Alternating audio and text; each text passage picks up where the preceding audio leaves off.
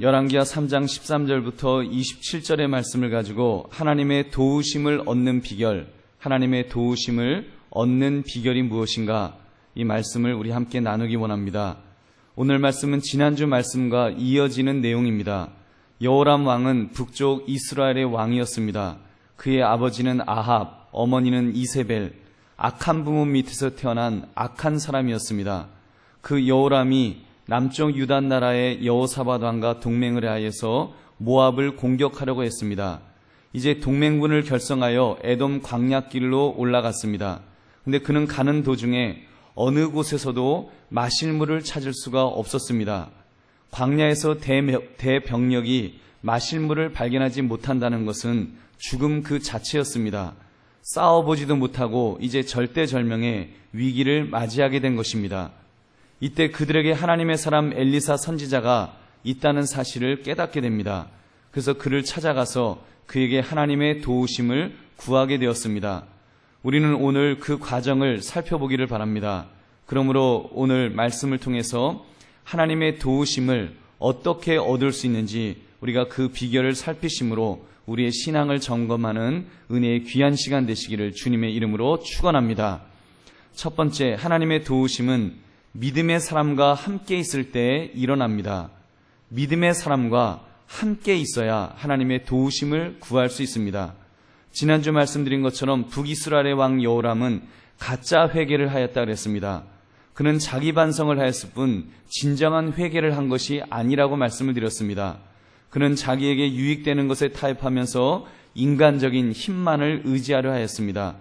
하나님의 사람 엘리사가 그 사실을 몰랐을까요? 엘리사는 여호람 왕의 이 부분적이고 선별적인 개혁이 가짜임을, 가증한 것임을 그는 분명히 알았습니다. 그래서 북이스라엘의 백성이었음에도 불구하고 그 자기 나라 왕 앞에서 아주 매몰차게 말합니다. 내가 당신과 무슨 상관이 있나이까? 내가 도대체 당신과 무슨 상관이 있다고 당신이 나에게 찾아와서 도움을 구하느냐? 이런 이야기입니다. 당신의 아버지, 당신의 어머니가 찾았던 그 우상에게 가라. 그 우상을 섬기는 그 선지자들에게 가서 거기서 도움을 청해라. 이렇게 말했습니다. 얼마나 매몰찬 그 답입니까? 물론 여호람이 자신의 처지가 너무 아쉬웠기 때문에 그래도 그 앞에서 설설 기면서 제발 좀 도와달라고 이제 말을 하게 됩니다. 그런데 이때 엘리사 입에서 뜻밖의 반가운 이야기가 터져나왔습니다. 우리 14절의 말씀 우리 한번 같이 읽겠습니다. 시작. 엘리사가 이르되 내가 섬기는 만군의 여호와께서 살아계심을 두고 맹세하노니 내가 만일 유다의 왕 여호사밧의 얼굴을 봄이 아니면 그 앞에서 당신을 향하지도 아니하고 보지도 아니하였으리다. 아멘. 여러분, 여기 분명히 나오지 않습니까? 하나님이 보시기에 선한 왕 여호사밧의 얼굴이 아니었다면 나는 당신과 상종도 하지 않았을 거다. 나는 당신 만나지도 않았을 거다. 그러면서 그 이야기는 무슨 이야기입니까? 여호사밧 왕과 함께 있었기 때문에 그래도 내가 당신을 만난다. 여호사밧 왕이 함께 있기 때문에 내가 당신의 부탁이 뭔지 내가 들어주겠다. 지금 그런 이야기를 하는 것입니다. 여러분, 엘리사가 얼마나 분노하였는지, 이 여호람 왕에 대해서 얼마나 화를 내고 있었는지 우리는 그의 그 표현에 의해서 우리가 잘 알 수 있습니다. 엘리사의 분기가 얼마나 심했으면 15절에 보면 엘리사가 말합니다. 검은 곳 탈 사람을 불러달라고. 검은 곳 탈 사람, 왜요? 자기의 노기를 다스릴 수가 없어갖고 화가 너무 나서 좀 검은 곳 사는 사람 불러서 내가 그 음악을 들으면서 좀 마음을 좀 진정시키겠다. 감정을 좀 달래겠다. 그 정도로 내가 여호람 당신하고 나의 상종도 하기 싫다. 그럼에도 불구하고 여호사밧 왕 때문에 내가 당신의 부탁을 들어주겠다는 것입니다. 그래서 이 검은고를 잘 이렇게 듣고 마음이 안정되었을 때 그때 이제 여호와 하나님의 말씀을 듣고 이제 그 하나님의 말씀을 전하는 그런 일을 우리가 볼 수 있습니다. 사랑하는 성도님들, 이 여호람이 여호사밧과 함께 했다는 것 얼마나 복된 일입니까? 누구와 함께 있느냐가 굉장히 중요합니다. 복이 있는 사람과 함께 있으면 복이 임합니다. 저주가 있는 사람과 함께 있으면 저주가 임합니다. 엄밀히 말해서 남쪽 유다 나라의 여호사밧 왕은 선한 사람이었습니다. 하나님의 복이 늘 임하는 사람이었습니다. 그런데 그가 한순간 판단을 잘못해서 저주가 임하는 여호람 왕과 함께 하였었기 때문에 이런 끔찍한 위기를 함께 당하였던 것입니다. 그러나 여호람 왕의 입장에서 보면 믿음의 사람 여호사밧과 함께 하였기 때문에 하나님의 도우심을 얻게 된 줄로 믿습니다. 성경을 보면 그런 경우가 많이 있습니다. 롯과 같은 사람, 그 아브라함의 조카 아닙니까? 그가 아브라함과 함께 있을 때에 늘 평탄하고 복을 받았습니다. 그의 가축과 아브라함의 가축이 너무 많아져서 다툼이 일어날 정도로 그렇게 복을 받았습니다. 그러나 이제 아브라함과 헤어지게 되었을 때 어떤 일이 일어났습니까? 그가 소돔 근처에서 혼자 살았습니다. 아브라함을 떠났습니다. 그러자 그돌라오멜과 그 동맹한 왕들에게 사로잡혀 포로가 되는 위기를 만났던 것입니다. 그나마 이제 아브라함이, 그와 함께 있던 아브라함이 그 자기가 키우던 312명의 군사를 몰고 추격하여 구해주지 않았다면 그는 큰 일을 당할 뻔했던 것입니다. 무엇을 할 수 있습니까? 누구와 함께 하느냐? 내가 누구와 함께 있느냐? 그 사람의 생명을 좌우하는 중대사를 가늠하는 일인 줄로 믿습니다. 사랑하는 성도님들, 우리가 그런 측면에서 우리의 자녀들도 우리가 보지 않습니까? 내 자녀가 누구와 친구를 하는지를 보면 그거를 우리가 쉽게 알 수 있습니다. 자녀 교육에 있어서 필수 사항입니다. 내 자녀가 믿을만하고 성실한 아이들과 친구를 하고 있으면 내 자녀는 믿음직한 아이로 틀림없이 성장할 것입니다. 그러나 내 자녀의 친구들이 불량하고 사나운 아이들이라면 내 자녀가 탈선하는 것은 불을 보듯 뻔한 사실입니다. 그런 측면에서 우리 자신들을 여러분 한번 점검해 봅시다. 내 자신을 점검해 보십시오. 나는 누구와 함께하고 있습니까? 내 주변에는 믿음의 사람이 얼마나 있는지요? 여러분, 먼저 내 삶이 누구와 함께하고 있는지 여러분 점검해야 됩니다. 누구와 함께해야 될까요? 여러분, 영적으로 제일 중요한 거는 일단은 주님과 함께해야 되겠죠. 임마누엘의 하나님, 그 주님과 함께하는 것이 중요합니다. 주님께서 그랬잖아요. 나는 포도나무라 그러면서 너가 내 안에, 내가 너 안에 있으면 많은 열매를 저절로 맺게 된다고 주님이 말씀하셨습니다. 여러분, 우리의 삶이 먼저 주님과 동행하는 삶이 되어야 될 줄로 믿습니다. 여러분, 그런 측면에서 또한 그렇게 동행하는 그런 사람들이 우리 한강교회에 저는 믿음의 선배로 좀 많이 계셨으면 좋겠습니다. 그런 믿음의 선배들, 하나님과 동행하는 정말 그 믿음의 사람들, 그런 사람들이 많이 있으면 얼마나 좋을까요? 여러분, 교회 안에 여러분 이렇게 주님과 동행하십시오 라고 이야기하지만 실제로 동행할 수 있는 사람은 그렇게 많지 않습니다. 많은 사람들은 세상 속에서 그냥 살아갑니다. 주님을 잊어버리고 일주일을 살 때가 얼마나 많은지 모릅니다. 그럼 그분들에게 어떻게 하나님의 도우심을 체험할 수 있도록 하겠습니까? 믿음의 선배들, 여러분 교회에 믿음의 선배들이 많아서 믿음의 그 거장들이 많을 때 여러분 그분들이 함께 할 때 그들에게도 도움을 주게 될 줄로 믿습니다. 여러분, 이 믿음의 선배는 세상적으로 많이 배운 사람이어서 되는 것이 아닙니다. 출세한 사람이어서 되는 것이 아니라는 것입니다. 신앙적으로 성숙한 사람, 신앙 안에서 영적으로 인격이 여무른 사람, 그래서 그 성품에서 성령의 9가지 열매가 주렁주렁 맺혀지는 사람, 이런 분들이 많이 나오시기를 주님의 이름으로 축원합니다.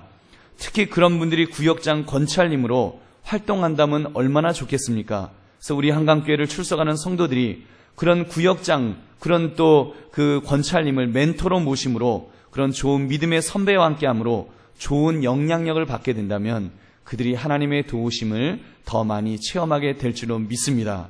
그러므로 좋은 믿음의 선배, 믿음의 사람들을 늘 가까이 하면서 살아가시는 저와 여러분 되시기를 주님의 이름으로 축원합니다. 두 번째는 하나님의 도우심은 말씀을 듣고 순종할 때 일어납니다. 말씀을 듣고 순종할 때 일어나는 것입니다. 엘리사 선지자가 여호사밧 왕을 보고 내가 돕겠다는 말을 하였습니다. 그러면서 그들의 신앙심과 복종심을 시험하기 위해서 개천에 골짜기를 골짜기에 그 그 개천을 많이 파서 물을 받을 준비를 하라고 그렇게 명령을 하였습니다. 우리 16절 17절의 말씀 우리 한번 같이 읽겠습니다. 시작. 그가 이르되 여호와의 말씀이 이 골짜기에 개천을 많이 파라 하셨나이다. 여호와께서 이르시기를 너희가 바람도 보지 못하고 비도 보지 못하되 이 골짜기에 물이 가득하여 너희와 너희 가축과 짐승이 마시리라 하셨나이다. 아멘. 지금 바람도 없고 비도 없었습니다. 물이 충분히 공급될 그런 아무것도 없었지만 물이 충분히 공급될 것이니 그러니까 개천을 파라. 개천을 많이 파라고 말합니다. 요즘 4대강 갖고도 말이 많습니다만 여러분 이거는요 4대강하고는 비교도 안 되는 황당한 그런 명령입니다. 아무것도 없는데 그냥 거기다가 개천을 파라는 것입니다. 사실 그 땅은 그렇게 비가 오는 땅이 아니었습니다. 근데 하나님은 엘리사 선지자를 통해서 그러한 명령을 내리셨던 것입니다. 그들이 어떻게 하였습니까? 감사한 것은 그들이 말씀을 듣고 순종하였습니다.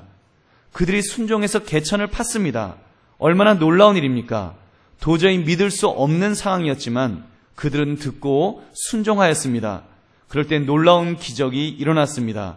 그 골짜기에만 물이 가득하였다. 성경은 이렇게 말씀합니다. 여러분 그렇습니다. 믿음은 바라는 것들의 실상이요 보지 못하는 것의 증거입니다. 하나님께서 개천을 많이 파라고 하시면 물은 보이지 않았지만 전혀 물이 보이지 않았지만 순종하면 물을 보게 될 줄로 믿습니다. 여러분 물이 보이는 것입니다. 그 물을 마시게 되었던 것입니다. 사랑하는 성도님들, 하나님의 도우심은 이렇게 하나님의 말씀을 듣고 순종할 때 일어납니다. 하나님의 말씀을 듣는 것만으로는 일어나지 않습니다. 들었으면 의지적으로 내가 결단하여 행동으로 옮겨야 합니다. 그럴 때 기적이 일어날 줄로 믿습니다. 이 밤에 여러분 내가 결단하며 행동으로 옮겨야 할 것에는 무엇이 있는지 한번 점검해 보시기 바랍니다. 내가 주님의 말씀을 듣는 것만큼 과연 순종이 있었는가요? 행동으로 옮기는 것이 얼마나 있습니까? 당장 기도에 관한 명령을 들었을 때 나는 어느 정도 실천에 옮기고 살았습니까? 주님께서 믿고 구하라고 하셨는데 나는 얼마나 믿고 구하고 있는지요? 여러분 주님은 강청하라고 하셨는데 나는 주님 앞에 얼마나 강청했습니까? 한 2-3번 기도하고 그리고 쉽게 포기하고 주저앉아 있었던 내 모습은 없었는지요? 여러분 하나님의 도우심을 구하기를 그 도우심을 원하십니까? 정말로 하나님이 여러분을 돕기를 원하십니까? 그렇다면 내 삶에서 하나님의 말씀을 실천하는 그 모습이 있어야 할 줄로 믿습니다. 우리의 실천을 통해서 하나님께서 역사하시는 것입니다. 여러분 이 시간 결단합시다. 주님의 뜻대로 살겠노라고 말씀을 들은 대로 실천하며 살겠노라고 결심하며 나아갈 수 있는 그런 저와 여러분 되시기를 이 시간 주님의 이름으로 다시 한번 축원합니다. 마지막으로 하나님의 도우심은 믿음으로 반응할 때 일어납니다. 하나님의 도우심은 우리가 믿음으로 반응을 보여야 합니다. 기적은 물이 흘러와서 갈증을 해소하게 해주신 것으로 끝나지 않았습니다. 하나님은 그 이상의 것, 근본적인 해결책을 준비하고 계셨습니다. 여러분 그것이 무엇입니까? 21절부터 보면 모압 진영에서 재미있는 일이 벌어졌습니다. 모압 사람들이 아침 일찍 일어나서 이스라엘 진영을 보니까 개천이 있는데 피가 줄줄줄줄 흘러내리는 것이 보입니다. 사실은 아침 햇살이 물에 비침으로 맞은편 물이 불고 피와 같이 보였을 따름이었습니다. 근데 물이 있을 곳이 아니니까 하나님의 기적으로 물이 흐르는 것이니까 그들의 눈에는 그것이 물로 보이지를 않았습니다. 저거는 피다. 저거는 피다. 북이스라엘 그 군사들과 남쪽 유다 나라의 군사들과 에돔의 군사들이 동맹군으로 있다 보니까 아마 지들끼리 싸웠나 보다. 지들끼리 싸워서 자중진환이 나서 이제 다 이렇게 피를 철철 흘리면서 다 죽게 되었나 보다. 자, 이제 우리 가서 이제 노력하자. 그곳에 있는 그 좋은 물건들을 우리 다 빼앗아 오자. 이제 이러고서 이제 군대를 일으켰습니다. 여러분 보십시오. 싸우러 나간 군대가 아니었습니다. 노력하기 위하여 나간 군대였으니 얼마나 군대 기강이 해이해져 있었겠습니까? 막말로 날카로운 창과 방패를 가지고 나가는 것이 아니라 아마도 마대자루 메고서 칼은 조그만 거 하나 들고 마대자루 메고 그리고 이제 노력하러 가니까 그런 거 들고 갔을 것입니다. 여러분, 이스라엘 군대가 그들을 보면서 어떻게 반응하였습니까? 아이고, 저들이 왜 저러고 나오는가? 무슨 꾀를 부려서 우리를 유혹해서 우리를 이제 치려가는구나. 아이고, 무섭다. 숨어있자. 그리고 숨어있지 않았습니다. 그들이 만약에 그렇게 했다면 승리를 맛보지 못했을 것입니다. 물은 마셔서 갈증은 해소했을지 모르지만 그런 대승리는 거두지 못했을 것이라는 것입니다. 근데 성경은 무엇이라고 말씀합니까? 우리 22절부터 25절까지 우리 한번 같이 읽겠습니다. 우리 24절부터 같이 읽겠습니다. 시작. 이스라엘 진에 이르니 이스라엘 사람이 일어나 모압 사람을 쳐서 그들 앞에서 도망하게 하고 그 지경에 들어가며 모압 사람을 치고 그 성읍들을 쳐서 헐고 각기 돌을 던져 모든 좋은 밭에 가득하게 하고 모든 샘을 메우고 모든 좋은 나무를 베고 길라레셋의 돌들은 남기고 물매꾼이 두루다니며 치니라. 아멘. 여러분, 이 이스라엘 사람들의 반응을 보십시오. 이스라엘 사람들이 일어나서 모압 사람을 쳤다고 했습니다.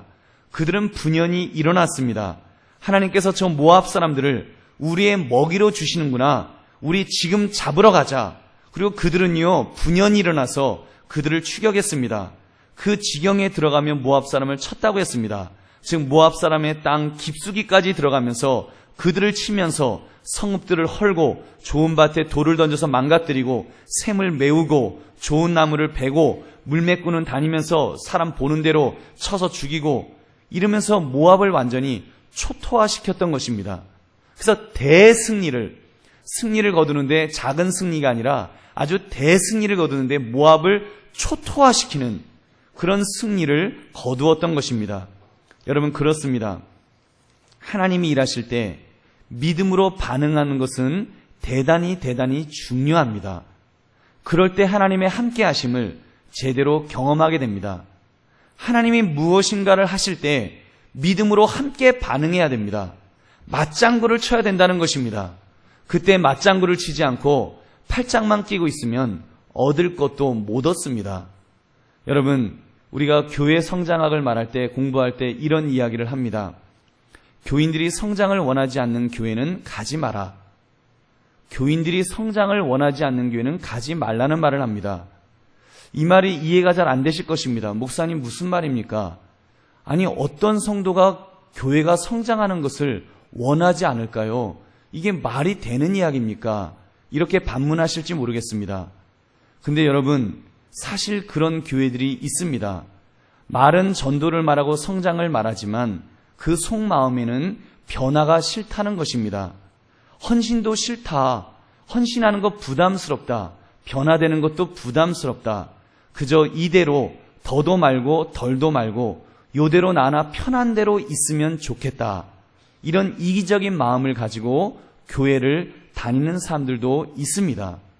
만약에 그런 분들이 중직자로 있게 되면 그 교회는요, 정말 성장을 못합니다.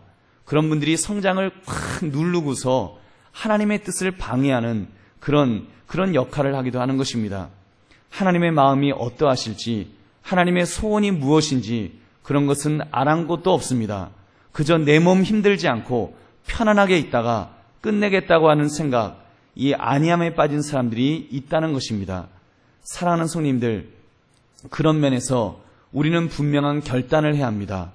주여, 주님이 일하실 때 내가 믿음으로 반응하게 없어서. 여러분, 그것이 살아있는 사람 아닙니까?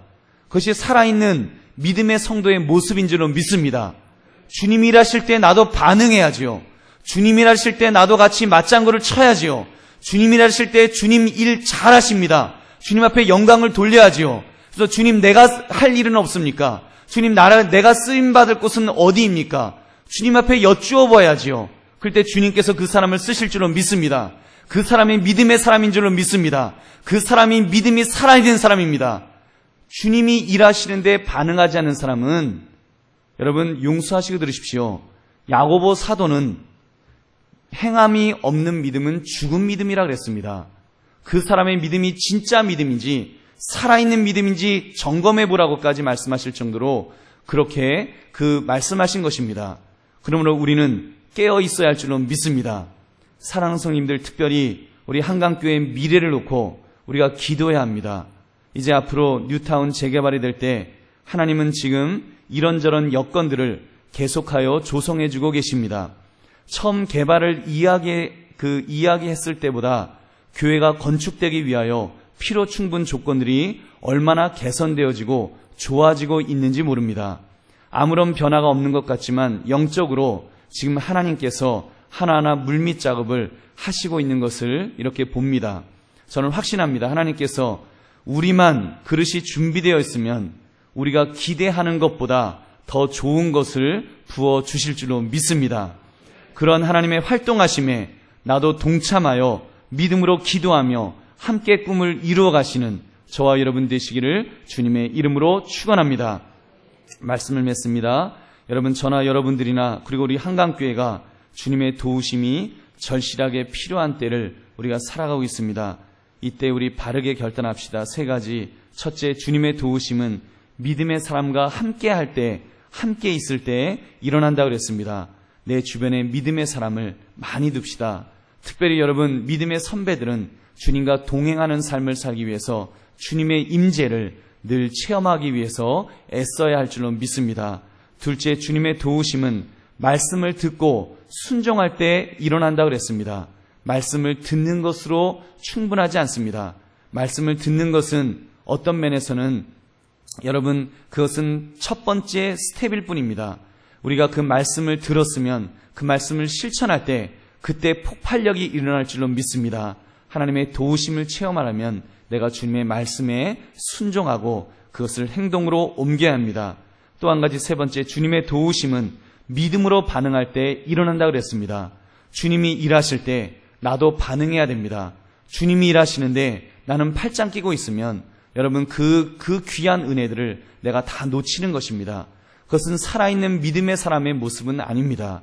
주님이 일하실 때 내가 맞장구 치고 주님, 내가 함께 할 일은 뭐가 있는지 주님 나를 써달라고 우리가 기도하며 나갈 때 주께서 우리를 사용하여 주실 줄로 믿습니다.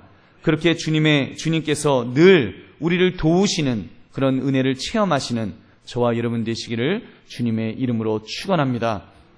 오늘 우리 말씀 생각하시면서 함께 통성